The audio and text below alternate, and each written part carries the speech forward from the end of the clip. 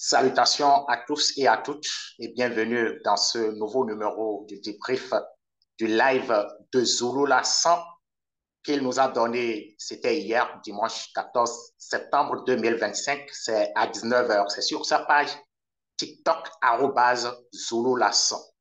Et le titre de ce live, c'est bien sûr qui est la déesse primordiale, virgule, Iduna, point d'interrogation.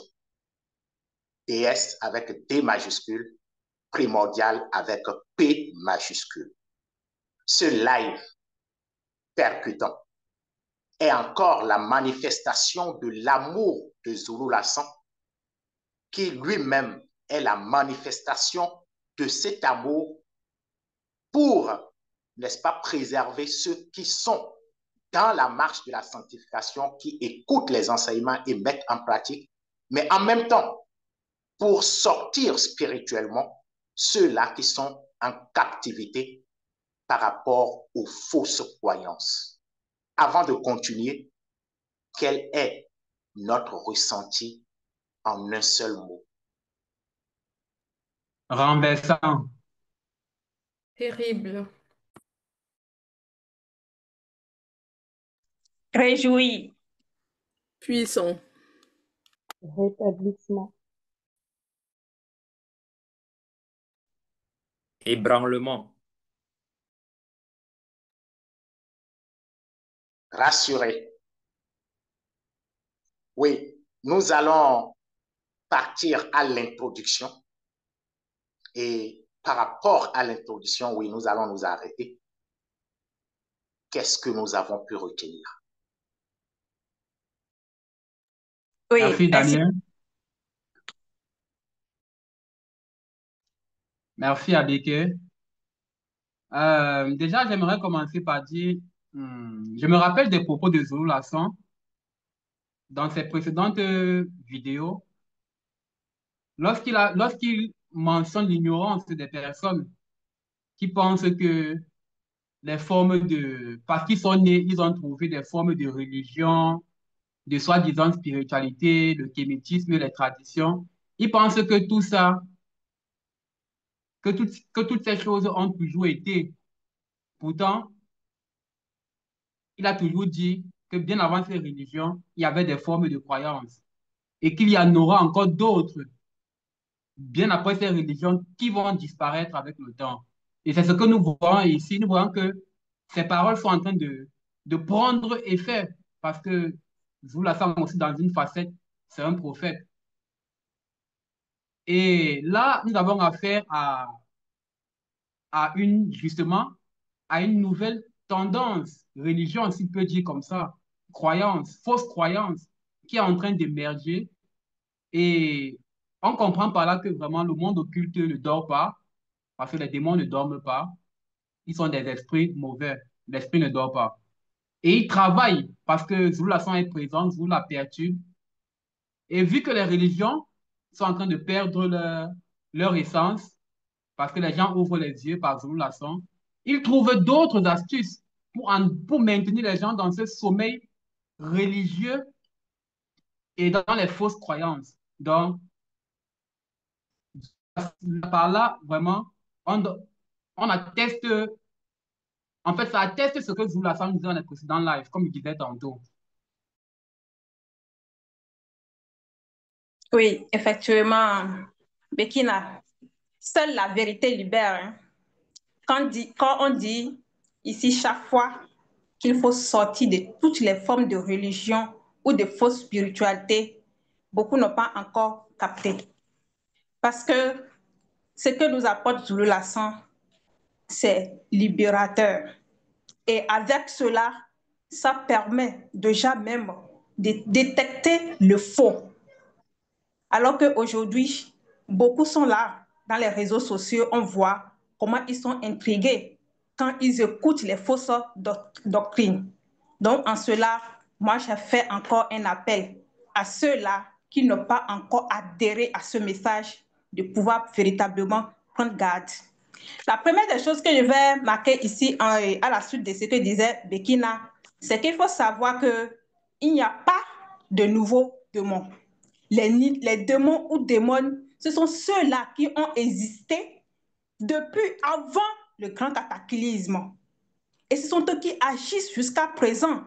Mais en fonction de l'époque, des civilisations et aussi même de l'état de conscience de ceux-là qui adhèrent à toutes ces formes de religion, ils changent de nom.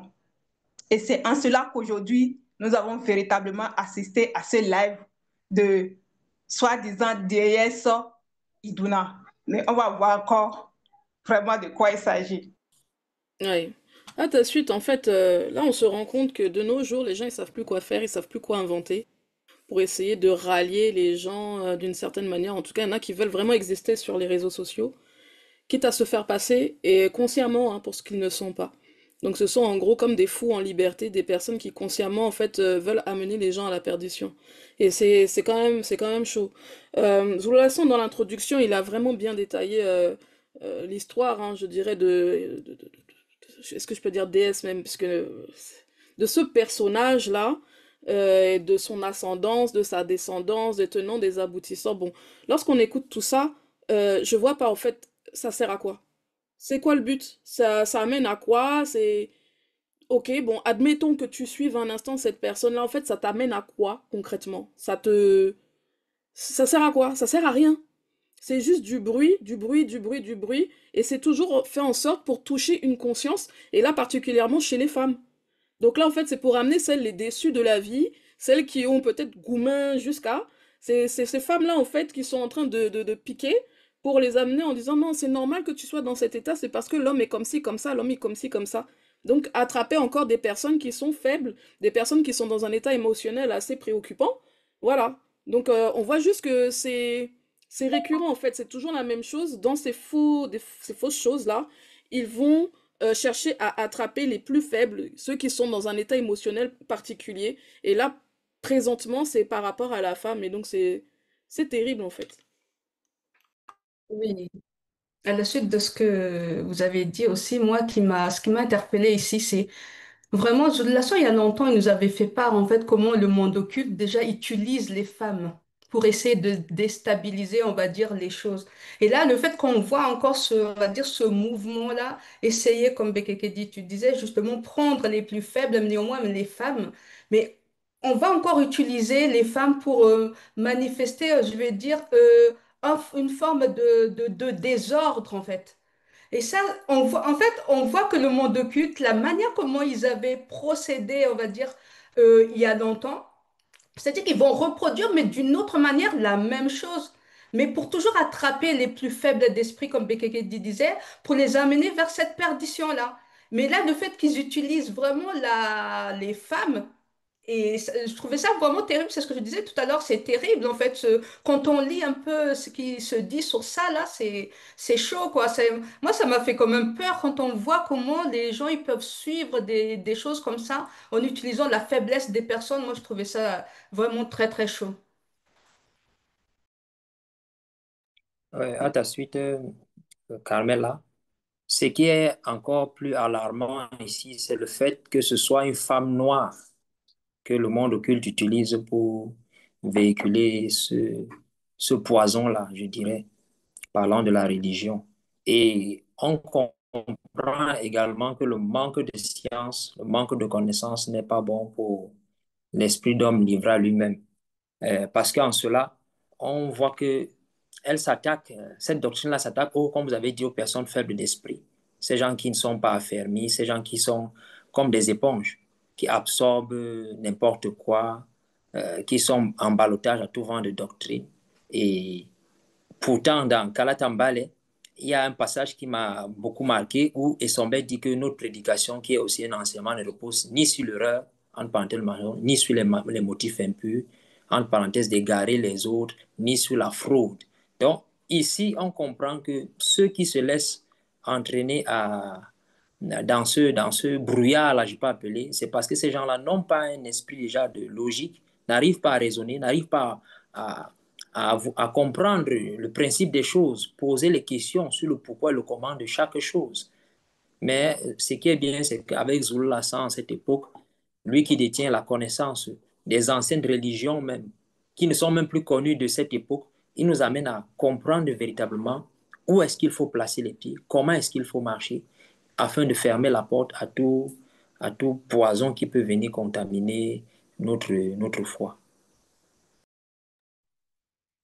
Oui, à votre suite, faut dire que cette introduction, hein, on comprend aussi, je dirais, le mouvement marocain, comment il propage à travers, comme vous avez déjà mentionné, à travers l'image de la femme, euh, ces hérésies-là qui parlent du commencement, qui parlent de la genèse, comment ça a débuté pour pouvoir, soi-disant, élever, pour, je dirais, affirmer leur hérésie, que c'est la femme qui est à l'origine, au départ de l'humanité, etc. Enfin, c'est pas évident hein, d'écouter ça, comme avait dit Vincent lors de son live, que c'est insulter l'intelligence, son intelligence, comme aussi insulter l'intelligence de tous ceux qui ont soif de justice, qui sont alimentés par le verbe de débat. Et donc, par la suite, nous verrons effectivement ce qu'il en est. Mais il faut dire que c'est vraiment une hérésie, ce qui se propage.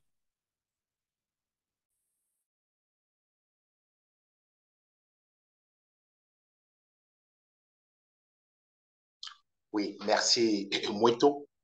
Zulu Lassan nous a déjà prévenu, oui, de ne pas sous-estimer l'adversaire.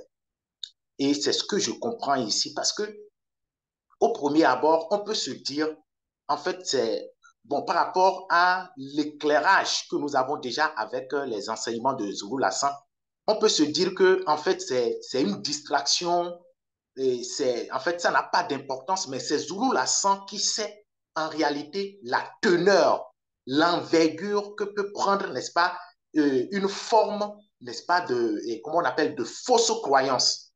Et c'est de cette manière-là que je vois, n'est-ce pas, la chose. Si Zulu Lassan décide, n'est-ce pas, de frapper très fort, ici, ce n'est pas la chair et le sang. Ce n'est pas cette femme qui est derrière, n'est-ce pas, ces hérésies. Ce n'est pas d'elle qu'il s'agit. Mais ici, c'est en fait, on voit, et comment on appelle, dans le visible, le combat spirituel que Zulu Lassan mène pour ceux-là qui aiment, n'est-ce pas, la vérité. Parce que en réalité, ce n'est pas pour Zulu Lassan. En fait, il ne combat pas pour lui-même, mais c'est pour ceux qui sont dans la vérité. Et vraiment, c'est vraiment très important parce que, sincèrement, quand on voit ces récits, on entend ces récits, comme vous venez de le dire, c'est vraiment dénué de sens. Mais quand on se pose la question, en fait, c'est révoltant. Quoi. Tu vas voir des gens qui croient à ça.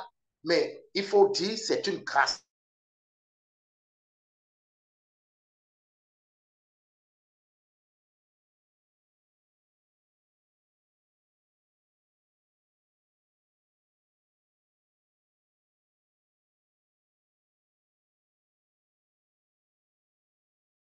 Bon, il est figé. Je vais poursuivre alors, le temps qu'il revienne. Oui, donc moi je voulais ajouter aussi quelque chose qui est important sur la phase d'introduction. Et c'est quelque chose qui doit marquer ceux qui suivent aveuglément ce type je dirais, de mouvance. C'est que généralement, ce qui rejoint l'ensemble de ces faux récits-là, c'est que les soi-disant divinités se manifestent à partir, en tout cas sont créées à partir du néant. Donc le néant est là avant eux, et après les divinités là se manifestent, sont créées. Qui a créé à ce moment-là le néant? D'où ça vient? C'est-à-dire qu'ils se sont fait tout seuls, ou bien c'est quelle force en fait qui a manifesté ces prétendues divinités? En fait, ça fait pas de sens. Ça fait mais vraiment pas de sens. Lorsqu'on réfléchit, ne serait-ce qu'un instant, c'est comme pour ceux qui sont fanatiques de la théorie du Big Bang, qu'il y a eu une explosion et puis d'un coup tout s'est manifesté. Mais qu'est-ce qui a été la cause de cela? À partir du néant se crée la vérité. Mais attendez, franchement, à un moment donné, il n'y a pas un truc qui vous fait tac dans votre conscience, que ça vous dit que, attends, comment ça, à partir de rien, il y a la vérité qui émerge, ça vous fait pas bizarre? Non, à un moment donné, il faut quand même voir qu'il y a des histoires qui ne collent pas la route, c'est des histoires, même les enfants, Je dirais pas que c'est des histoires pour enfants, parce que ce serait même insulter les enfants. Ça, c'est pour les personnes vraiment qui ne réfléchissent pas. Donc il faut essayer de comprendre quels sont vraiment les tenants, les aboutissants, avant de se dire être de telle ou de telle religion. Il faut faire des recherches. Et là, Zululassan, dans cette phase, il nous montre déjà c'est quoi un travail de recherche, un travail approfondi, comment il a fouillé pour nous montrer quels sont, d'où ça vient, de quelle zone, que ça vient de récits babyloniens, de récits de la mythologie nordique. Toutes les informations sont recoupées pour nous montrer que tout ça là, c'est un amas de n'importe quoi. Donc voilà, il faut avoir aussi cette conscience-là que de nos jours, tout est à notre portée pour pouvoir faire des recherches. Donc on ne peut pas rester ignorant en fait. Oui, Ok. à ta suite, BTTJ, les gens sont tellement dans la confusion de nos jours avec toutes les formes de religion qui existent, traditions, spiritualité. En fait, les gens sont tellement perdus que ils donnent, ils donnent foi à n'importe quoi parce que ils n'ont, ils n'ont plus de repères, ils ont perdu leur essence. Et le plus triste, c'est que c'est par une femme noire qu'on passe. Mais c'est normal pour nous qui sommes dans la vérité, car nous savons que c'est le peuple noir qui est particulièrement visé par le monde occulte. Franchement, entrer même dans ce récit, pour moi, c'est écœurant parce que c'est de la poubelle. Comment des gens peuvent croire, peuvent s'adonner à de pareilles divinités? Une divinité qui pratique la polyandrie. Parce que là, on nous décrit Iduna comme une femme qui a trois amants. Comment est-ce que des gens peuvent croire en ça? Et les démons sont vraiment malins et rusés. Là encore, on prend acte de cela parce que quand on regarde l'histoire telle que nous l'a présentée Zoro Lassan, on voit que c'est les mêmes démons qui sont derrière toutes ces formes de croyances et de soi-disant formes de spiritualité. Que ce soit Nun, Nunet, Tiamat, Isis, toutes ces divinités-là, on voit que ce sont les mêmes démons qui changent juste de nom d'appellation en fonction des civilisations, des époques, des temps, mais c'est les mêmes esprits qui sont derrière. Franchement, que les gens ouvrent les yeux et arrêtent d'adorer du n'importe quoi. Oui, Oui, effectivement. Euh, OK, merci beaucoup. Effectivement, Zulu Lassan a déjà fermé, n'est-ce pas, cette porte-là depuis.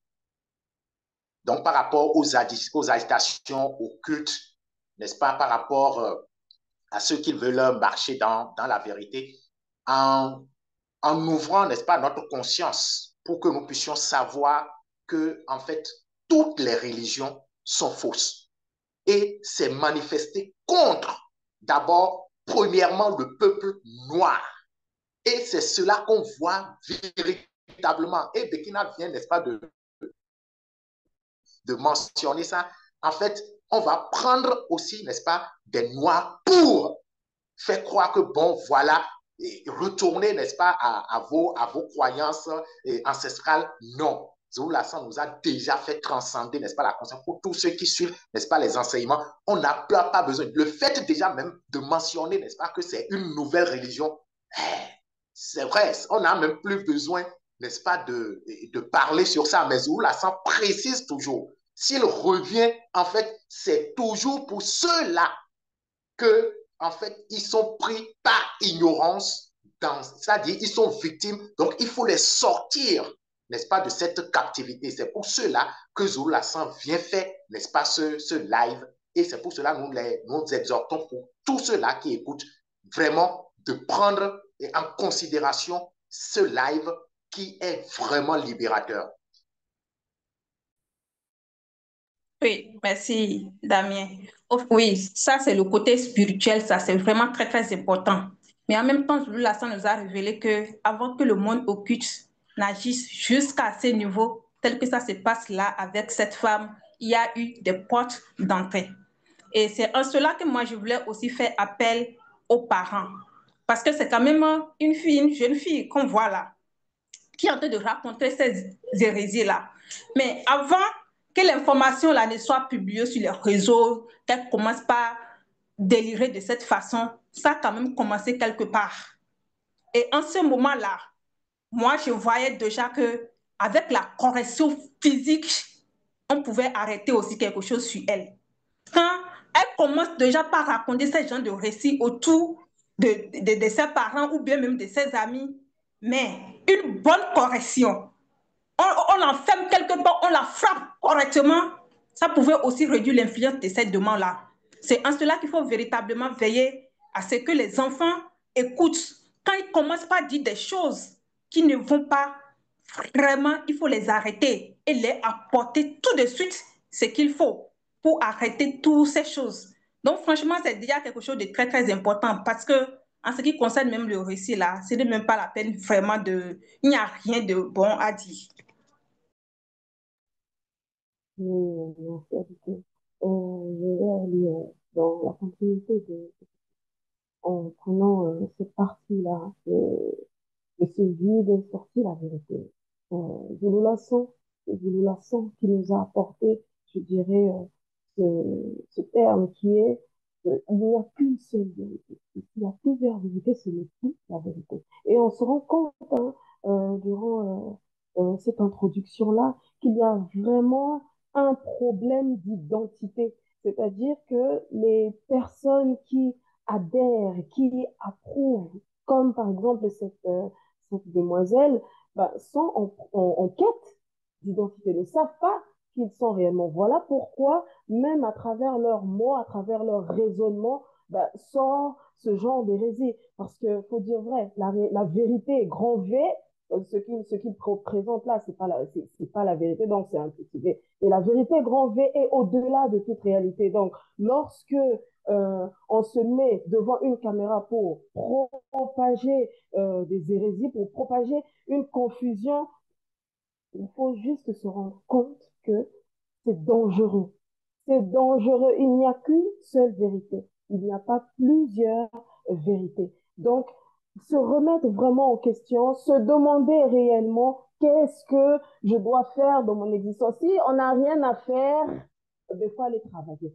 Oui, oui, il faut aller travailler. Il n'y a rien à faire de ne pas rester devant l'ordinateur. Il faut aller travailler. En tant que femme, on est encore jeune, elle est encore jeune, elle a encore de l'avenir, je dirais comme ça, dans le visible, qu'elle aille travailler, où elle pourra trouver, je dirais, un but à faire, puisque là-bas, il ne propage pas tout ce qui est vérité, sanctification, nettoyage de soi. C'est juste à dire que la femme, voilà, elle est devant déesse, etc., sans même comprendre les mots, sans comprendre la définition des mots. Qu'est-ce que c'est qu'une déesse réellement? Parce que je ne suis pas sûre qu'elle le sache. Donc, il est réellement important, au lieu de venir propager des stupidités, faut dire comme ça, des phrases insensées, il faut raisonner. Et s'il n'y a rien à faire, ben, il faut aller faire du boulot.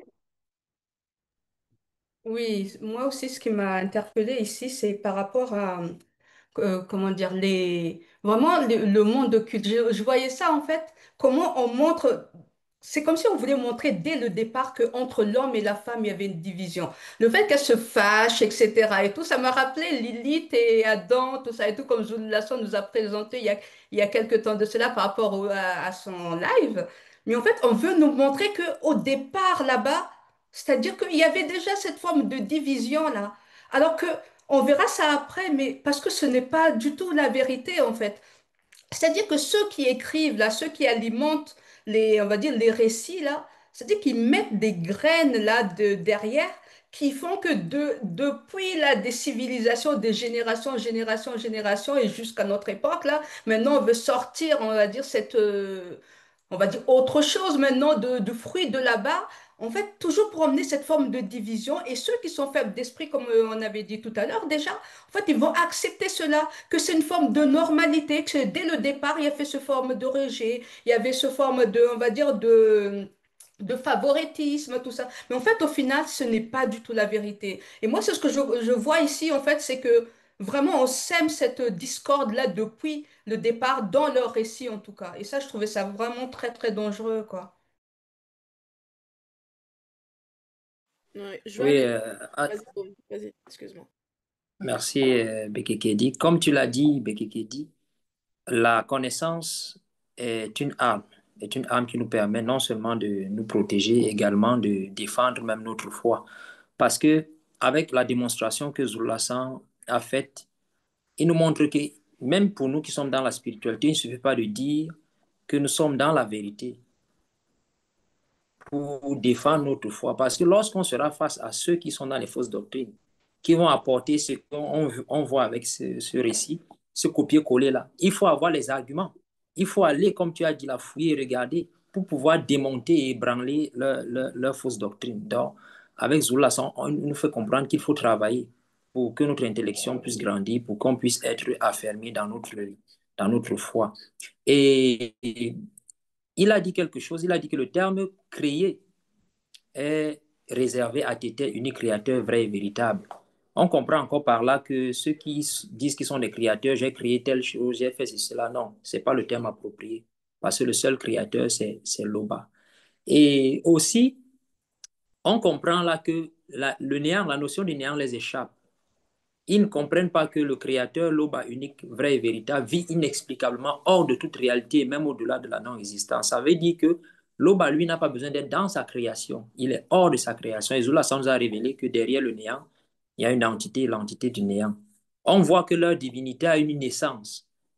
Et on parle de à l'aube des temps. Et on nous a fait comprendre également que le temps a commencé à être, je peux dire, décompté lorsqu'on a manifesté le soleil, la lune et les astres. Donc, ça veut dire que leur divinité, si on peut entrer dans le calcul, sa naissance peut être chiffrée. On peut délimiter à quelle période leur divinité a eu sa naissance. Et Carmela, tu l'as dit tout à l'heure qu'on voit comment elle va se plaindre. Moi, ça m'a fait penser au mythe de la Kabbale juive, de Lilith, où on peut se plaindre que ceci est comme ça, que cela n'est pas comme ça. Mais on comprend aussi ici que c'est dangereux dans la mesure où on voit là aussi le fondement de cette idéologie qu'on appelle le féminisme. Ouais, c'est ce que je voulais justement toucher. Je vais recouper ce que vous avez dit, Carmela et toi, Baume. C'est par rapport à l'unification, enfin l'unité homme-femme. Tout cela, en fait, à chaque fois, en tout cas dans les fausses religions, il y a toujours cette antithèse entre l'homme et la femme, une forme d'opposition forte. Et là, du côté là de celles qui sont à fond sur les Iduna, là, c'est quand même chaud, hein. Elles vont avoir des enfants, mais elles veulent pas des hommes. C'est comment? Non, mais vraiment, on fait comment? Sérieux. J'arrive même pas à m'exprimer là-dessus tellement ça fait pas de sens, quoi. Le B à bas de la biologie qui fait que pour faire un enfant, c'est homme et femme ensemble, ça donne l'enfant. Hein? Le B à bas là, même ça là, ça veut dire que quoi? Même les déesses là en question, elles ont eu des enfants, hein, elles sont mariées, elles ont des. Il y en a, elles ont. Là, les hommes même, c'est par trois. Et puis vous voulez mépriser les hommes en même temps, mais c'est comment? En fait, c'est-à-dire que si ton enfant sort homme, là, sort garçon, c'est que tu vas mépriser ton fils. En fait, ça fait pas de sens. Mais faut laisser tomber, faut laisser tomber. Oui, Oui. à ta suite de ce que dit, c'est là où on comprend pourquoi on dit que chacun est à l'image du Dieu qu'il adore. Ici, cette phrase prend vraiment son importance. Parce que quand on regarde, par exemple, ces mouvements-là qui surgissent ces dernières années par rapport aux femmes, déjà, on voit ici l'esprit qui est derrière. Elles vont parler du féminisme, du, oui, du féminisme, tout ça, prôner la supériorité des femmes aussi, femmes fortes et indépendantes. Euh, on n'a pas besoin des hommes. Pourtant, derrière, quand on regarde ces femmes fortes et indépendantes-là, elles ont des hommes derrière qu'elles cachent. Mais elles viennent là devant les écrans, je suis influenceuse, femme forte et indépendante, pas besoin d'un homme, je cherche mon argent. Vous voyez que c'est la même façon de fonctionner que cette soi-disant divinité, la déesse. Et aussi, l'autre point que j'aimerais toucher, c'est que Zulu Lasson avait dit une fois l'enseignement sur Wea et Sefer, Sodome et Gomorrhe, que les esprits qui sévissaient dans cette ville sont en train de revenir à notre époque avec force. Et ici encore, on le constate. Parce qu'on dit que Iduna est la mère, définie comme la mère des lesbiennes. Et on sait ce que lesbienne signifie, et on sait à quoi lesbienne renvoie. Donc, vous voyez que ces esprits, comme l'a dit Zulu Lassan, sont effectivement en train de revenir avec force. Et quand on regarde même la société, ce qui sévit et ce qui se passe, franchement, c'est alarmant. Cet enseignement a vraiment sa place. Oui, effectivement.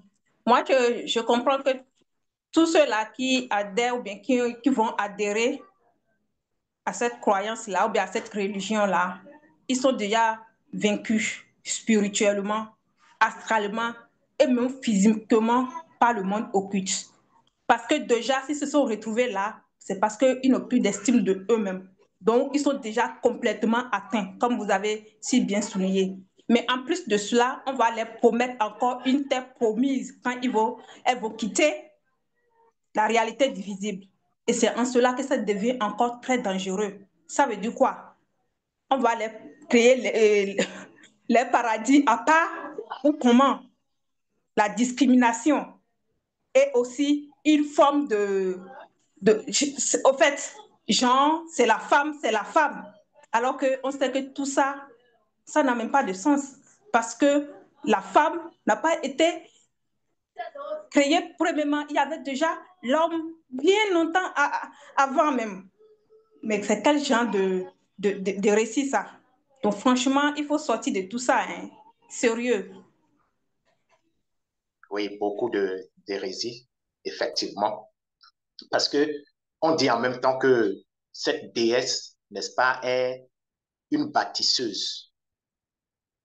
Et dans le même temps, c'est-à-dire, elle ne touche pas à ce que elle-même, elle va bâtir, mais elle est là en tant qu'observatrice.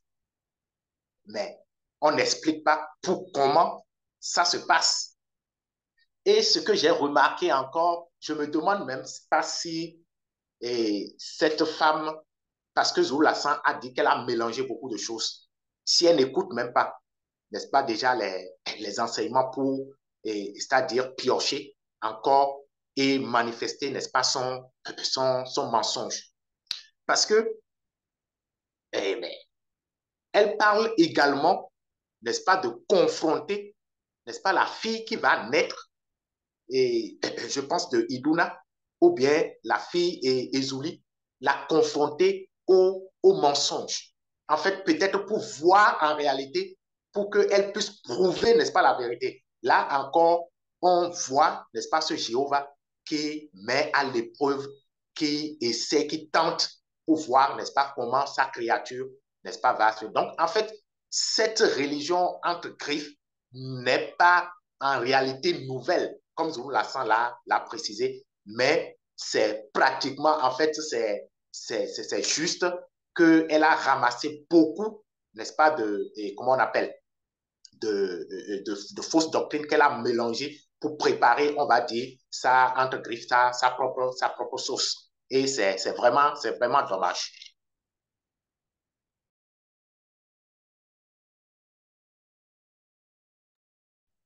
Oui, si personne ne souhaite intervenir encore, on va continuer, n'est-ce pas, avec les, les phases que Zulu Lassan a définies. Et ici, nous allons mettre ensemble la phase 1 et la phase 2.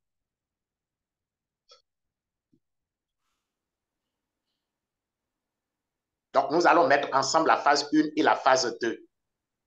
La phase 1, c'est la conception et la manifestation de Muto dans le visible. Et la phase 2, c'est Muto elle-même s'exprime. Qu'est-ce que nous avons pu retenir de ces deux phases? Oui, alors déjà... Ah. Vas-y, Bekeke, vas-y. Merci, bon, merci. Donc, dans le titre déjà de la phase, il y a quelque chose, enfin, il y a un indice qui est donné, c'est la conception et la manifestation de Muto dans le visible. Visible, pas dans le spirituel. C'est pas comme ça que ça s'est passé. C'est que ça s'est passé d'abord dans le visible. Et Zoulassan, dans le début de la phase 1, il donne une précision avant même de rentrer dans la phase, c'est qu'il faut bien comprendre une chose, c'est que dans le spirituel, il n'y avait pas la notion, et en tout cas, il n'y a pas la notion d'ange féminin. Donc, Angélus, que ce soit déesse là, que ce soit quoi, il n'y a pas ça dans le grand ordre des choses. Donc ça, c'est quelque chose qu'il faut déjà bien implanter avant d'aller plus loin dans la phase 1. Puisque si on retourne un petit peu dans ce qu'on a été dire en introduction, c'est que pour certains, il y a en gros des anges aussi bien femmes, des déesses, des dieux, et ils sont tous là ensemble, je ne sais pas dans quelle dimension, et que en gros ils sont en égalité. Alors que dans la spiritualité, c'est pas du tout comme ça. Et donc ça ouvre libre cours lorsque l'on pense qu'il y a des femmes anges, ça ouvre, je dirais, justement ces fausses religions là dont on a cité tout à l'heure. Donc c'est terrible déjà d'avoir cette base. Là, on va parler selon la vérité, donc il faut vraiment que ceux qui écoutent cette femme-là prennent des notes pour bien comprendre. Oui, comme tu le dis, ici c'est la précision. On n'est pas là pour tâtonner, comme Zulu Lassan a l'habitude de le dire. Dans cette phase, on voit avec Zulu Lassan que Muto, la première femme noire, a été conçue en moto, le premier homme. Et ce qui est merveilleux, c'est que dans les rouleaux Kalatambal et Kalatandimsi que Zulu Lassan a apportés, on nous donne le détail. On n'a pas besoin d'occulter, de cacher, comme on a vu que cela, elle a été manifestée à partir du néant, ceci, cela, non. Elle a été conçue à l'intérieur de Moto. C'est-à-dire quoi? On dit que Moto, c'est à partir de sa conception, l'image mentale. Il a eu l'image mentale, cette réflexion à partir de son moi divin.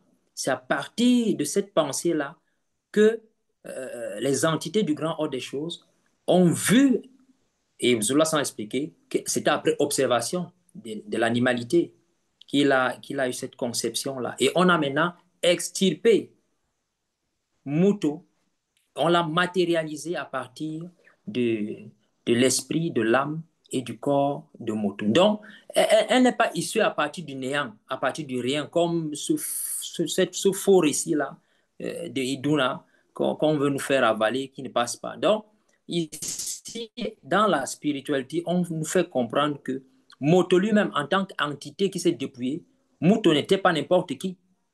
Muto n'était pas n'importe qui. En tant que femme, elle était un être, je peux dire, spécial, un être parfait en termes de beauté, en termes d'élégance, en termes de bonne odeur. Pas ces histoires copier-coller qu'on veut nous faire avaler là. Effectivement, Michel Baume, euh, c'est très important ici de parler de la conception de Moutou dans le visible. Beaucoup n'ont peut-être pas dû comprendre le mécanisme par lequel Zoula semble leur amener, mais avant de parler d'une chose, il faut connaître son origine. C'est très important. C'est pourquoi ici, on rentre d'abord à l'origine.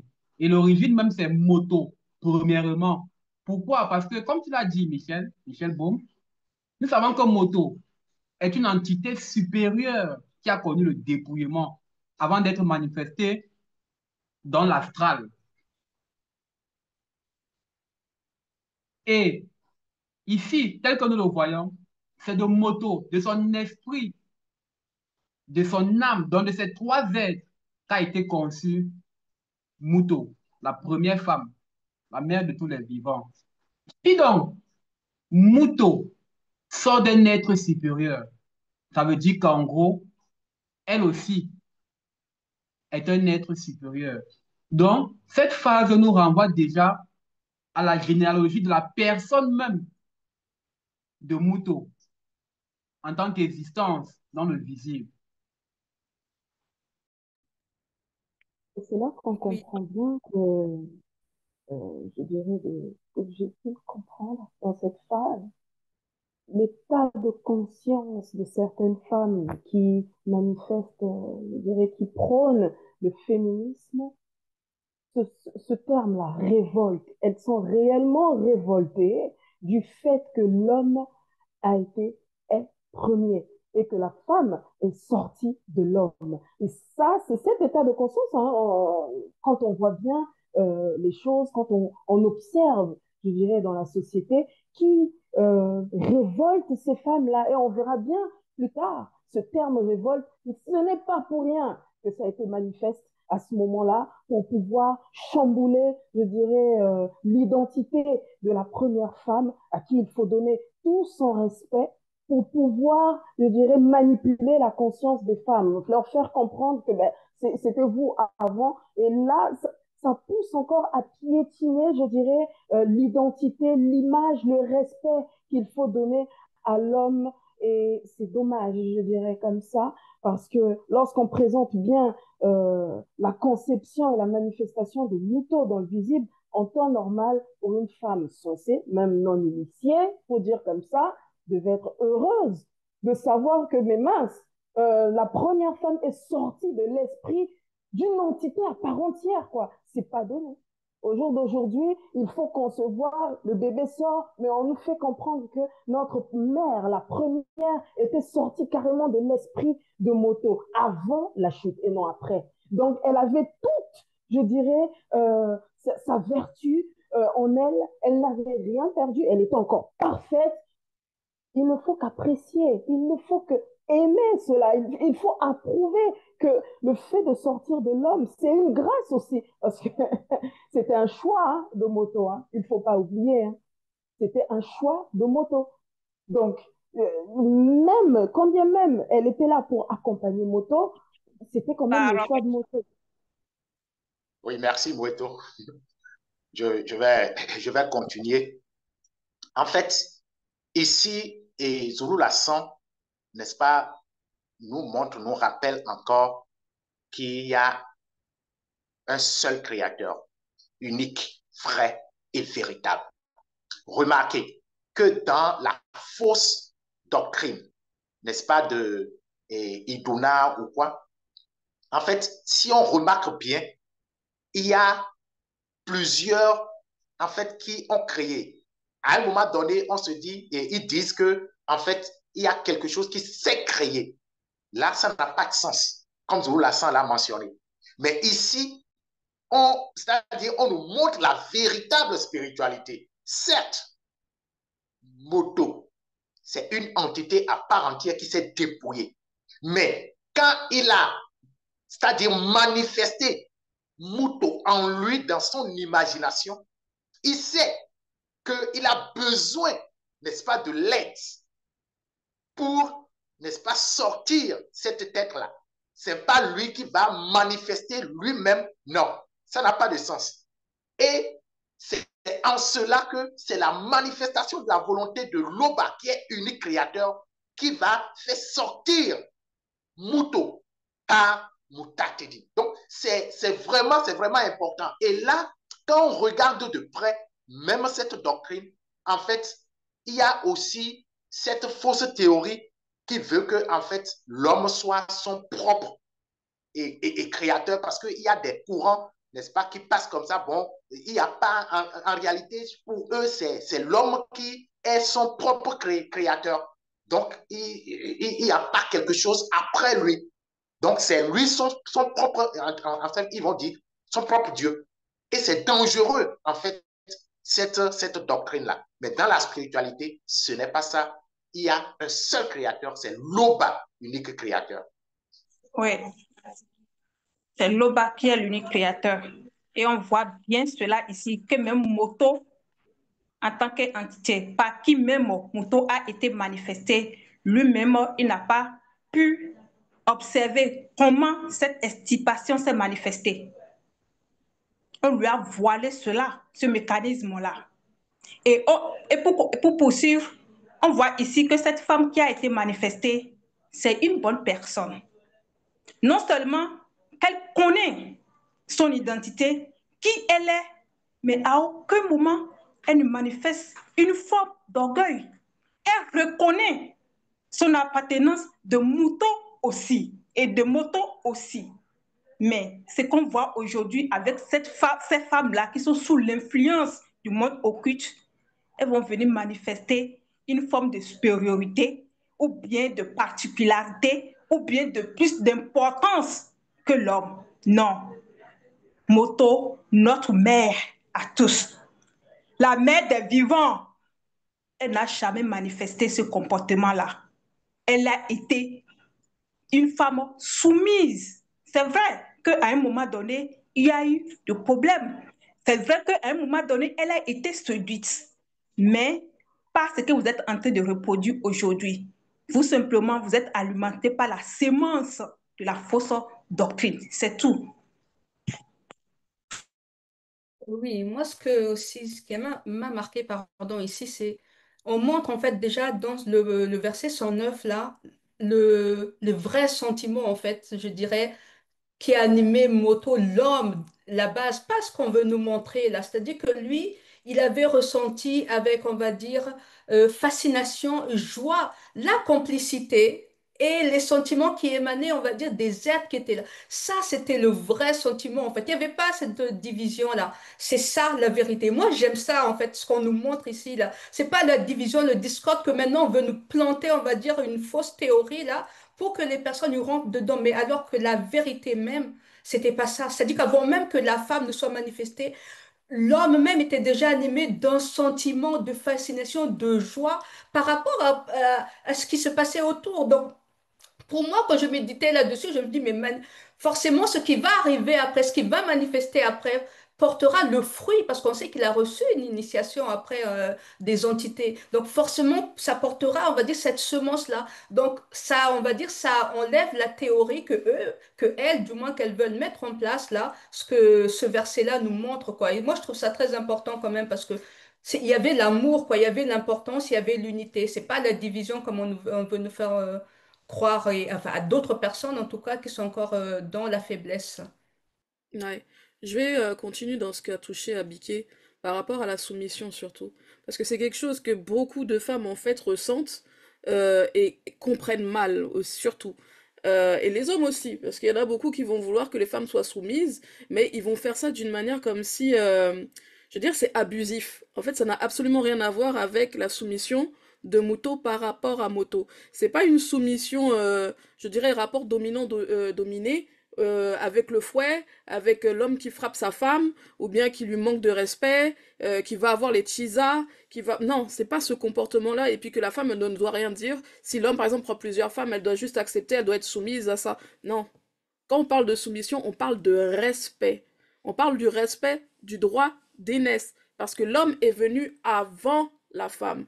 Et là, c'est bien expliqué déjà dans cette phase-là, c'est que Moto a manifesté ce désir-là d'avoir son aide par rapport à ce qu'il avait pu observer, donc par rapport à l'initiation qu'il a reçue dans le plan dans lequel il était. Donc il a observé, il a vu comment la complicité entre mâle et femelle. Donc complicité, ça ne veut pas dire soumission abusive comme on peut voir de nos jours. Surtout dans plusieurs religions, on peut voir ça, la pseudo-religion, ils vont avoir vraiment un comportement, je dirais, exécrable avec la femme, au point où ils la prennent comme une serpillière. La place de la femme, c'est à la cuisine. Tes diplômes, même avec tous tes diplômes ou ton doctorat, ta place, c'est à la cuisine. Non. Ça, c'est quel genre de mentalité, déjà, en tant qu'homme, tu peux avoir envers une femme? Ça sert à quoi alors que tu envoies même tes filles alors à l'école? Si c'est pour lui dire qu'avec ton doctorat, ta place, c'est à la cuisine, bah à ce moment-là, vaut mieux l'envoyer faire un CAP cuisine alors. Tu l'envoies faire quoi à l'université? En fait, ça n'a pas de sens. Donc, il faut vraiment prêter attention à ce genre de détails. Il ne faut pas mélanger la spiritualité, la véritable spiritualité, avec la soumission dont les hommes malveillants font étalage sur les réseaux sociaux et autres, quoi. Donc, il faut être vigilant déjà par rapport à ça. L'homme et la femme, au départ, il y avait une vraie complicité. Tu peux y aller, Bekina. Merci, Bekekedi. C'est très intéressant tout ce que tu as dit, c'est vrai. Mais le point sur lequel j'aimerais encore revenir, c'est par rapport à ce que Damien a touché, qui est très intéressant. Le fait qu'il ait mentionné que dans le récit du Duna, on voit que là-bas, il y a plusieurs divinités. Or, nous savons dans la société authentique, il y a un seul créateur. Il y a plusieurs divinités qui ont créé qui ont créé, chacun a créé. Donc, on ne sait pas finalement qui est le créateur dans ces récits. Or, ici, nous savons que c'est Loba qui est le seul créateur, comme l'a mentionné. Et le point que j'aimerais encore, sur lequel j'aimerais attirer l'attention de ceux qui nous écoutent, c'est que nous voyons que dans toutes ces religions-là, il y a une hérésie qui revient. C'est qu'on dit, au commencement, il n'y avait que Tiamat. Et dans les pâtures classiques, c'est les mêmes hérésies qu'on retrouve. Au commencement était la parole. Et ils disent que cette parole, c'est Dieu. Donc, au commencement était Dieu. Il est l'alpha et l'oméga. Ça veut dire donc qu'avant le commencement, Tiamat n'existait pas. Si au commencement était Tiamat était, il n'y avait que Tiamat. Donc, elle n'est pas au-delà du commencement. Or, Loba, il est au-delà même de la notion du commencement. Parce qu'il est celui qui a manifesté le commencement par la manifestation de sa volonté. Donc, vous voyez comment, comme je le disais tantôt précédemment, que c'est toujours les mêmes inspirations démoniaques qui sont derrière. Et plus on a la connaissance, plus on ouvre les yeux, et plus on se rend compte qu'en fait, les démons sont juste rusés et malins pour ceux qui sont ignorants. Oui, Oui, Bekina. oui, vas-y, bon, vas-y. Merci, Damien. Et ici aussi, dans la phase numéro 2, Zulasan a parlé de Muto en tant qu'existence élémentaire, la mère des vivants, la vivante, origine de tout ce qui constitue l'existence de la race noire dans la réalité non connue et connue du visible. Moi, ce qui m'a marqué dans cette phase, c'est le fait que il nous montre ici que Muto n'est pas seulement la mère des filles et des femmes, comme on l'a vu dans ce faux récit de la déesse mère qui enfante rien que les filles, les filles, les filles, les filles. Donc, on voit ici que Muto, elle, par rapport à sa progéniture, pour ceux qui ont eu la grâce de lire les rouleaux, on voit qu'elle a enfanté des filles, elle a enfanté des garçons. Donc, cet équilibre est là. Ayant été conçue elle-même en moto, il y a cet équilibre que l'Oba, par son verbe, par la manifestation, par son verbe, a voulu que ça se passe ainsi. Donc, d'où vient-il aujourd'hui qu'on constate que certaines femmes, comme Bekina, tu l'as dit, entre guillemets, fortes et indépendantes, veulent se passer de l'homme? Non, ça ne peut pas se faire. L'homme et la femme ont été manifestés dans le visible pour une mission. Donc aujourd'hui, ça passe très mal pour nous qui sommes avertis, pour nous qui sommes éveillés, pour nous qui avons les yeux ouverts. On ne peut pas avaler ce genre d'hérésie-là. Donc, encore aujourd'hui, il est important pour ceux et celles qui acceptent ce poison-là d'ouvrir véritablement les yeux. Parce que si elle n'avait pas eu un père et une mère, est-ce qu'elle serait là en train de raconter ce qu'elle est en train de raconter là? Donc, je m'arrête là. Oui, merci beaucoup. Et effectivement, par rapport à cette humilité, n'est-ce pas, de Muto, on va dire ça comme ça, par rapport à sa soumission au verbe, n'est-ce pas, même après la chute, il n'y avait rien à reprocher. Il y avait, n'est-ce pas, cette complicité, n'est-ce pas, avec Muto. Et en fait, c'est ça qui va nous conduire à la phase 3.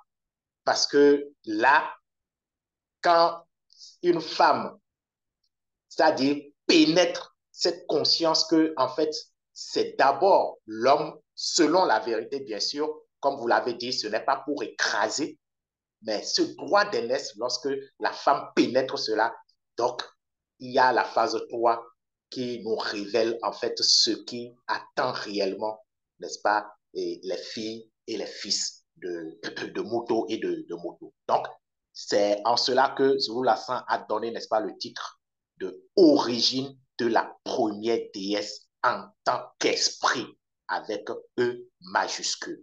Qu'est-ce que nous avons pu retenir? Oui, merci Damien. À la suite de ce que tu es en train de dire, comme tu l'as bien précisé, la base, c'est la soumission totale aux lois et recommandations du verbe. Et ici, parce que qu'on parle de déesse, déjà, on sait que la notion de déesse est liée à l'esprit. Donc ça, c'est quelque chose qu'il faut comprendre. Maintenant, c'est dans le plan astral que la femme, elle a été manifestée.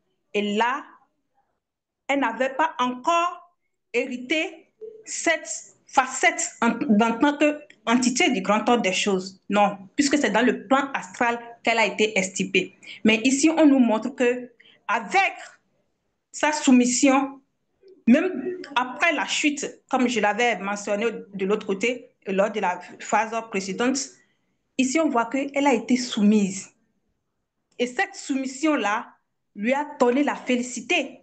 Cette soumission-là lui a permis à ce qu'elle soit aussi intronisée.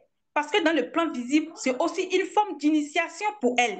Et quand elle va maintenant quitter le visible pour intégrer le grand ordre des choses, voilà, elle a été revêtie de cette puissance-là, de cette énergie qui fait qu'aujourd'hui, elle est devenue une déesse, au-delà même de ce qu'on va appeler déesse, parce que on peut le dire, une entité de la même nature que les entités du grand ordre des choses. Donc là, vraiment, c'est une grâce. Oui, Oui, Abike. ensuite, Abigail. Merci, Bettina. Alors, il faut dire hein, que cette phase-là est claire. Je nous la sens, la détailler et clairement. Muto, étant donné qu'elle avait été manifestée dans le visible, pour qu'elle devienne cette déesse primordiale, ben, on comprend ici, en tout cas à mon humble compréhension, dans cette phase-là, qu'il y a ce qu'on appelle des étapes à suivre pour atteindre le but comme pour nous, sur le chemin de la sanctification, atteindre ce but fixé qui est la transcendance complète de l'esprit. Et on comprend ici que Muto, étant donné qu'elle était avec Moto, mais là, on parle surtout de l'aspect de Muto, la déesse primordiale. On comprend que dans cette phase-là, Muto, pour qu'elle devienne cette déesse, il a fallu que les entités du grand ordre des choses, les esprits, des êtres spirituels, puisse prononcer des paroles pour que ça transforme son être entier. Donc, il y a vraiment ce qu'on appelle ces étapes à suivre. Rien à voir avec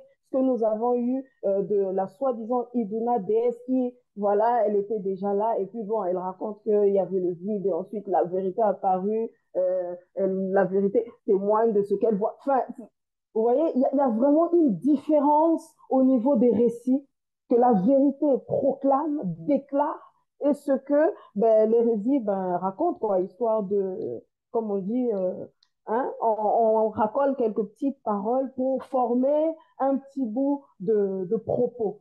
Donc, il faut dire aussi que ce passage-là est magnifique, parce que ça montre encore une fois de plus que Muto mérite son titre de déesse. Oui, Nous avons vu dans la... merci, Bekina. À ta suite, Muito, c'est... Bon, tu vas laisser Bekina. Oui, d'accord. Merci, Damien. Nous avons vu dans la phase de l'origine de Muto. Oui, dans la phase 1 et 2, nous avons touché l'origine de Muto, c'est-à-dire sa conception dans le visible. Et ici, dans cette phase 3, nous avons l'origine de la première déesse. Et comme l'a mentionné Abike, par rapport au récit, nous voyons que c'est durant la grande traversée, ils ont subi la transformation par l'entité du mystère de la grâce purificatrice, c'est-à-dire ils ont été transformés. Et transformés, c'est quoi ici? On comprend que ils sont rentrés à la source, c'est-à-dire à la base même de ce qu'était Moto avant son dépouillement. Et nous savons que Moto était la dernière entité, une entité qui s'est dépouillée pour être manifestée dans le visible pour une mission bien connue. Et Moto étant sortie de Moto, elle aussi, elle prend cette nature-là. Donc, elle devient elle aussi une divinité. Mais vu qu'il s'agit d'une femme, on va employer le terme déesse. Oh, Loba. C'est bon la connaissance, c'est bon. Donc, on voit ici, en fait, ça fait penser un peu à un roi. Vous voyez quand un roi se déplace. Regardez bien comment se déroule la scène. C'est-à-dire les entités qui étaient présentes, Benin Goudji, Moyer, toutes ces entités-là, en fait, la scène même parle en elle-même. Comme quand un roi se déplace, il y a tout un cortège. Quand les présidents se déplacent, il y a l'armée, la garde rapprochée. En fait, ça montre même leur nature de divinité. Donc, il confirme vraiment que Muto, à ce moment-là, était réellement la première déesse. Et elle a eu le cortège qui va avec dans sa grande traversée. C'est très magnifique.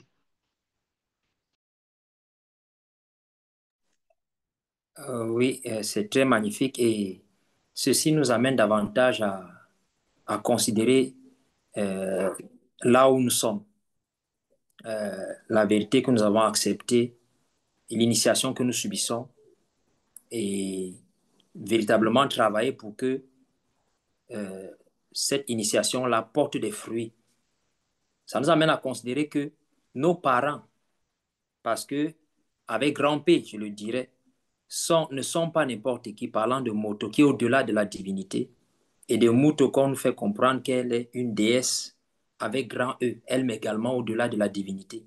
Donc, Zula, ça nous a fait comprendre que nous-mêmes, qui avons accepté la parole, cette descendance de Muto par Moto, qui est appelée à être connue, parce qu'on est dans la réalité non connue. On appelle à être connu. Et pour qu'on soit connu, il faut qu'on valorise l'initiation qu'on reçoit. Parce que l'issue de cette initiation, c'est la fusion de nos trois êtres.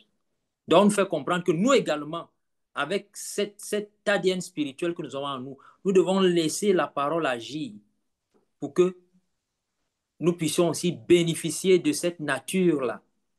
Cette nature-là, ces êtres, des êtres spirituels, êtres des purs esprits, lorsque nous serons dans la réalité spirituelle. Donc, ça nous encourage encore à comprendre que nous ne sommes pas n'importe qui. Si le Verbe nous a manifesté cette grâce-là, nous devons la saisir véritablement. Nous ne devons pas nous décourager. Certes, nous sommes dans cette réalité où il y a les difficultés et autres, mais nous devons tendre à aller aussi de l'autre côté, là où notre mère et notre père, Moto et Muto, nous ont précédés. Donc, c'est vraiment magnifique, Bekina, comme tu dis, la spiritualité, la connaissance, et de vivre cette spiritualité-là chaque jour dans notre quotidien.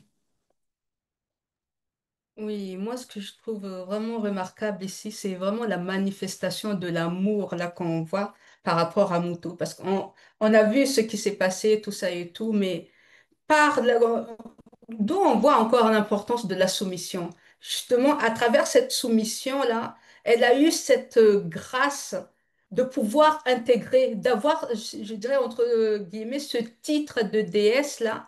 Mais au-delà de cela, même comme Abike disait tout à l'heure, en fait, elle est comme une entité du grand ordre des choses. En fait, elle était dans le visible, mais la soumission, on voit encore l'importance vraiment de cette soumission-là qu'on nous apprend chaque jour, en fait.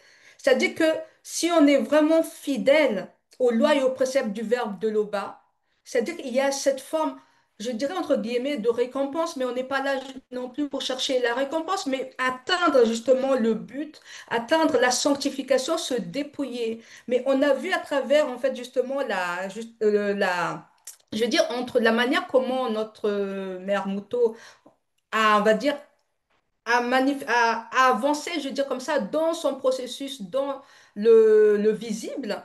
Même, c'est vrai que c'était la première femme, néanmoins, mais à travers les écrits, on nous donne néanmoins la possibilité, la capacité, le témoignage que c'est possible. Mais parce que c'est le même verbe, en fait. Et moi, je trouvais ça extraordinaire, ce qu'on nous montre ici, la finalité, en fait, de la soumission au loi et au précepte du verbe, quand le verbe de l'Oba n'abandonne pas. Et ça, c'est extraordinaire. En fait, ça rend fier hein, quand on écoute l'histoire de Muto. Ça rend vraiment, vraiment, vraiment fier.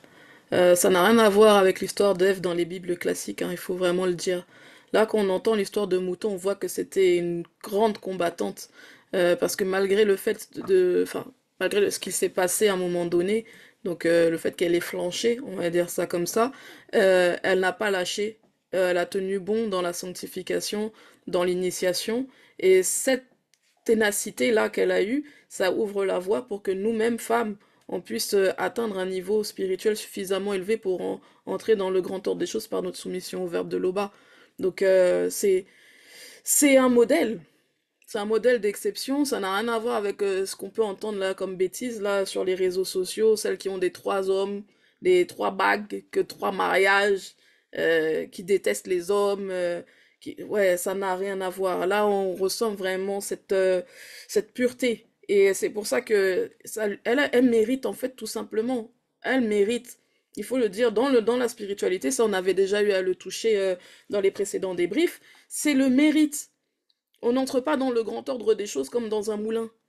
C'est que quelque part, elle a manifesté quelque chose là qui faisait qu'elle mérite cette place. Donc il faut déjà avoir la considération et du respect pour la première femme. Moi, c'est ce que je vois déjà premièrement. Donc les femmes qui de nos jours arrivent là, et puis elles viennent dire du n'importe quoi comme ça sur les réseaux sociaux, mais méfiez-vous hein, de ce que vous êtes en train de prononcer, parce que vous êtes en train de pervertir aussi les générations qui viennent après vous. Est-ce que vous êtes amené à donner... normalement, on est censé donner, entre guillemets, la vie, puisque même on a reçu l'initiation par rapport à ça. Donner la vie, c'est même un grand mot. Mais en tout cas, faire en sorte qu'il y ait d'autres enfants qui viennent après nous. Et on est responsable de leur initiation. Donc si, comme j'avais touché tout à l'heure, on suit là le truc d'Iduna, mais on fait que des garçons, ça veut dire que quoi? J'entends tes paroles. En tout cas, je laisse en suspens. Ok, merci, Bekekedi. Oui, par rapport à la troisième phase, et la première femme en tant qu'entité, oui, ça a été précisé qu'elle vient de la manifestation du mystère de la grâce purificatrice. Et c'est vraiment, c'est formidable.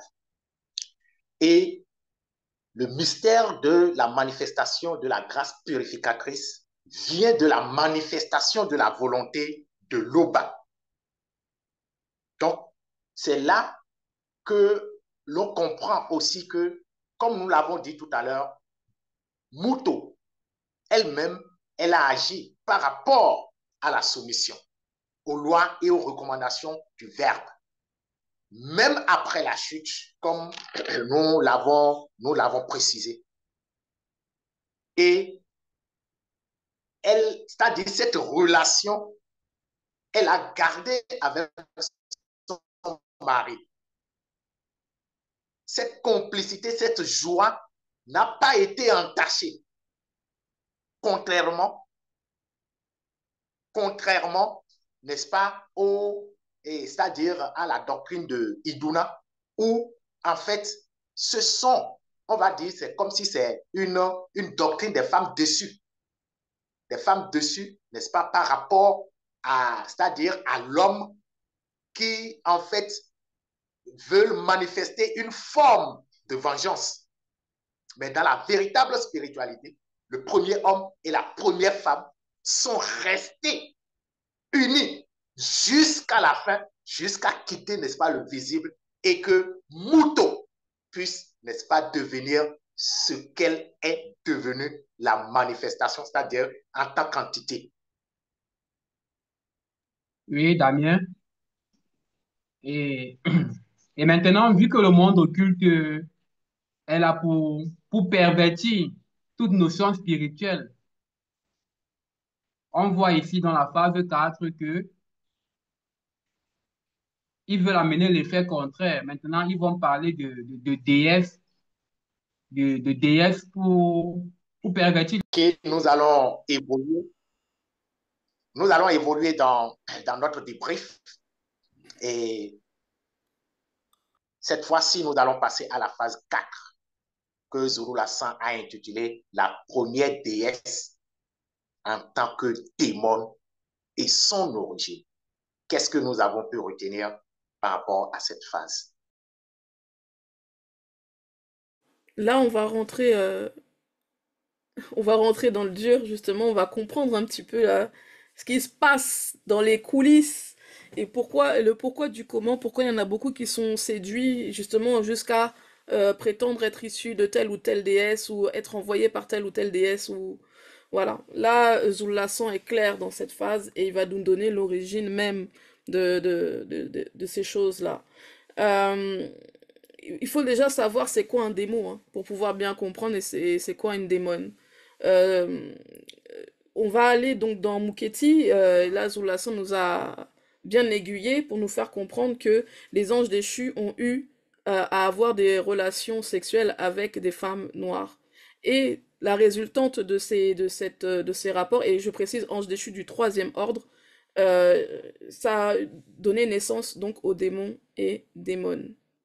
Donc je dirais, une sorte de puissance différente, on va dire, euh, je dirais, du commun, parce qu'ils sont issus des anges déchus. Et c'est ça là que les gens perçoivent comme étant une forme de divinité. Mais il faut pas se leurrer, puisque vu qu'ils sont issus d'un mauvais commerce, on va dire ça comme ça, de quelque chose qui est contre le verbe, on peut pas leur conférer cette étiquette-là de Dieu ou de déesse. En fait, c'est même une abomination de vouloir leur donner autant d'importance puisqu'ils sont issus d'une mauvaise chose. Donc ça, c'est quelque chose déjà qu'il faut bien comprendre, c'est que les démons et démones, c'est pas des personnes gentilles.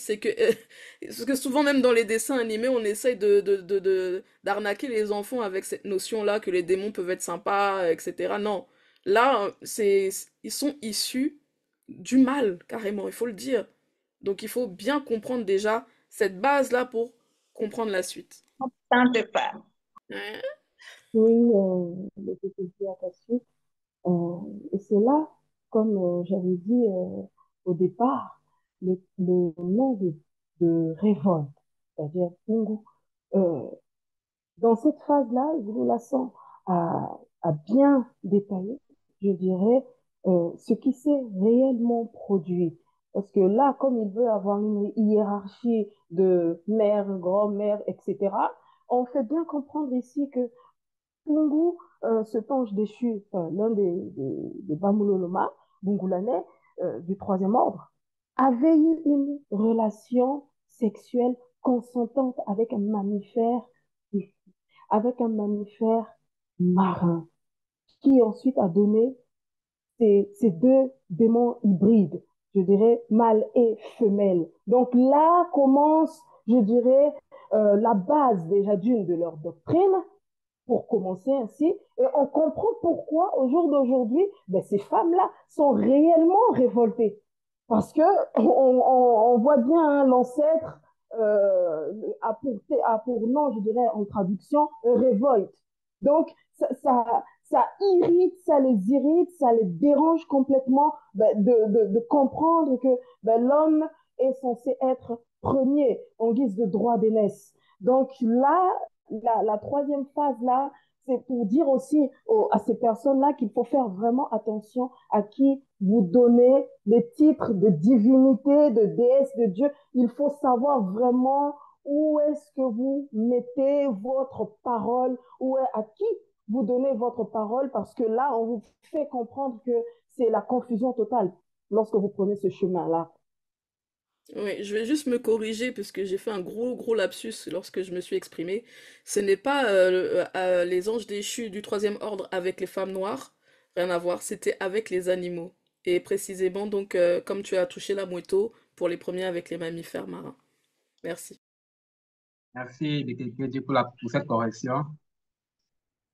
Dans cette phase, vraiment, on comprend pourquoi dans la majorité de cette forme de croyance, on va toujours parler de la déesse mère, ceci, cela, la divinité mère, les eaux primordiales. En Égypte, comme on a vu avec Zululasson, on parle de Nun, de Nounet, on a vu avec Tiamat, la mère des eaux primordiales. En fait, tout ça parce que derrière, c'est des monstres marins qui se tapissent dans l'ombre. Et on le voit ici avec la première déesse qui a été manifestée en tant que démon.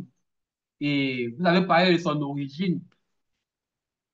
Elle vient de l'union entre Pungu, qui veut dire révolte, un an d'études de troisième ordre et un mammifère marin femelle. Et nous voyons ici que cette entité occulte-là est la première démon qui a été manifestée. C'est une sirène des eaux. D'où dans ces récits-là, on retrouve toujours, comme je disais tantôt, le terme eau primordiale, nonette, eau primordiale, Tiamat, eau primordiale, parce que derrière, il y a un indice, il y a un signe, parce que le verbe a permis cela, que des indices puissent être laissés néanmoins pour les démasquer, bien qu'ils aient falsifié les Écritures. Donc, c'est un très grand éclairage qu'on voit ici encore et on comprend encore que le monde occulte est vraiment à l'œuvre vraiment pour pervertir toute notion spirituelle, tout ce qui a trait au spirituel. Parce que nous avons vu que la déesse mère, même en tant que, en tant qu'esprit, c'est Muto, la première femme. Et maintenant, ils vont venir pervertir à leur image et à leur ressemblance avec des soi-disant divinités. Ils visent ceci, cela. Pourtant, derrière, sont des démons qui se cachent dans l'homme. Et ce sont ces démons-là que Tant ces de gens adorent dans ces religions. Merci, Bekina. Oui, merci, Bekina. Zulu Lassan a déjà dévoilé cette démon, je ne sais pas si vous rappelez, du Congo Diba, il a déjà parlé de ça. Et quand j'ai réfléchi, je me suis dit, mais il a déjà parlé même de ce live c'est-à-dire dans ces temps donné entre temps par rapport, c'est-à-dire à qui est, n'est-ce pas, Digongo Diba. Donc, comme tu l'as dit, Bekina, c'est la première, c'est-à-dire c'est le deuxième démon, on va dire, mais la première démon. Donc, et Zulu Lassan a précisé que c'est une dingo, une sirène des eaux. Et quand Zulu Lassan parlait, n'est-ce pas, de Digongo Diba, c'est-à-dire dans les enseignements précédents, il a abordé aussi, n'est-ce pas, la notion de vengeance par rapport à ce que le premier démon avait subi, n'est-ce pas, avec Boussi. Donc, et il disait que, en fait, la première démon, c'est-à-dire cette première démon ne va pas utiliser, n'est-ce pas, les mêmes stratégies, c'est-à-dire peut-être la violence en tant que telle, mais surtout la séduction. La séduction. Et c'est réellement ce qu'on voit ici. C'est-à-dire cette notion de vengeance encore, comme nous l'avons dit tout à l'heure, transparaît avec, c'est-à-dire ces adeptes, n'est-ce pas, de cette fausse doctrine d'Ibuna, où en fait on a dit, en fait c'est l'association, n'est-ce pas, des dessus, des femmes dessus, qui veulent, n'est-ce pas, manifester une forme de vengeance. Donc, pour dire que véritablement, nous devons faire, n'est-ce pas, très attention. Nous devons. Oui, moi, ce qui m'a marqué ici, ça m'a rappelé justement comment les personnes, ils vont se mettre à adorer des faux dieux. Et ça m'a ramené en fait au fait que avec qu'on appelle ça, le fait de perdre son identité, parce qu'on a vu comme depuis tout à l'heure, là, c'est une femme noire qu'ils ont utilisée. Et donc, on a vu aussi que par moto et muto, il y a cette notion de déesse maintenant. Mais maintenant, les gens, ils vont se mettre à adorer, on va dire, des choses en fait qui sont censées normalement être inférieures, on va dire ça entre guillemets, parce que ce sont des démons. Mais néanmoins, vu que les descendants de Moto et Muto, vu que Moto c'était une entité, donc il y a cette forme de supériorité par l'esprit. Et maintenant que les personnes vont se mettre à adorer, on va dire, des fausses divinités, des démons, moi je trouvais ça vraiment terrible, quoi. Parce que on va dire, le manque de connaissances, comme on a dit tout à l'heure, en fait, ça amène à adorer du n'importe quoi. Et en fait, tu vas te prosterner, tu vas faire des choses alors que tu es censé être au-dessus de cela, en fait. Et ça, je trouve ça très, très, très grave en fonction de ce que le monde occulte y manifeste. Et on voit encore l'importance de revenir dans la vérité. Pour avoir ce statut-là, comme on a dit tout à l'heure, je crois que c'était Abiké qui a parlé de ça, justement, revêtir de cette puissance-là, mais c'est par la soumission. Et donc, vraiment, il faut sortir de là et écouter ce que Jules Lassonde nous apporte, quoi, pour pouvoir avoir cette paix, cette semence-là de base. Oui. Et à ta suite, Carmela. tu l'as dit que l'ignorance peut amener des gens à adorer ce qu'ils ne connaissent pas.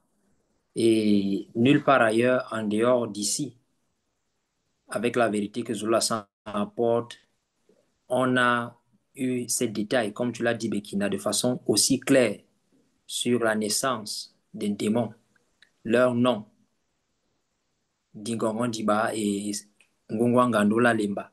Dans les autres récits, on ne dit pas clairement ces choses-là. Et lorsque Zola donne déjà cette révélation-là, il n'y a plus lieu de dire qu'on est ignorant. Maintenant, on est placé en face de sa responsabilité. Parce qu'ils ne diront pas qu'ils n'ont pas entendu. Maintenant, c'est à eux de faire le choix d'accepter la vérité ou de continuer à adorer ces démons-là qu'ils veulent faire passer pour des divinités aux commandes des mortels ou alors à ceux qui sont ignorants. Donc, avec Zoula Sam, vraiment, nous sommes dans l'accomplissement de la prophétie. Et c'est à nous véritablement de nous approprier cette prophétie afin de marquer notre empreinte en nous transcendant, si je peux dire, et de marquer même notre entourage par la façon dont nous nous soumettons aux lois préceptes qui émanent des lois du Verbe de l'aube. Oui, merci, Boum. Et ce qu'il faut aussi comprendre ici, le fait qu'on vient de mentionner que cette demande d'Igongo Diba, c'est la toute première demande, cela prouve aussi sa puissance. Donc, ce n'est pas une demande à négliger parce qu'elle agit véritablement. Et on peut aussi voir cela avec toutes ces formes de religion qu'on voit aujourd'hui où ils utilisent des femmes. Donc, en cela, il faut véritablement prendre garde et veiller. Et aussi, cette femelle et cette démon, comme tous les autres démons, ont des visages blancs. Donc, il n'a jamais eu des démons ou démons à peau blanche. Tout ça, ce sont des mensonges, toujours pour maintenir l'homme noir dans la captivité. Donc, on avait déjà dit ça à l'introduction. Hein. Le but de cet enseignement, c'est enfin que chacun puisse sortir de l'anti-vérité pour venir à la source, écouter le seul enseignant Zulu Lassan. Donc, franchement, il faut veiller à cela. Donc, par rapport aux démons et démons, je répète, c'est la peau blanche et non la peau noire. Les démons. Donc, parce qu'on voit aujourd'hui des dessins qu'on voit dans les réseaux sociaux où on montre des démons ou bien des démons avec de peau blanc et noire. Donc, ça n'existe pas.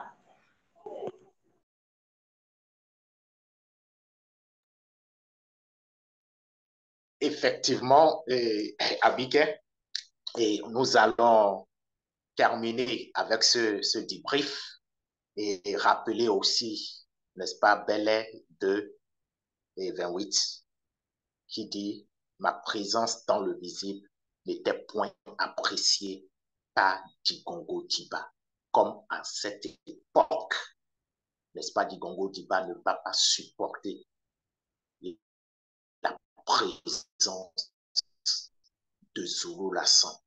Mais nous, on sait que le conseil qu'elle va tenir avec les Mengouma Madiba, en fait, ce n'est pas par rapport à Zulu Lassan, mais c'est par rapport à ceux qui écoutent la vérité et qui veulent venir à la source. Donc, pour tous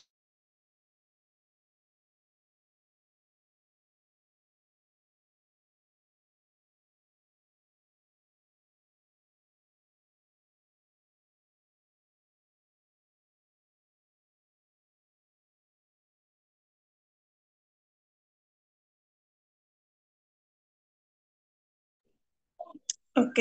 Damien, souci de connexion. Merci à chacun et à tous pour vos interventions. Donc, on va arrêter les débriefs et à la prochaine pour, si le peuple le permet.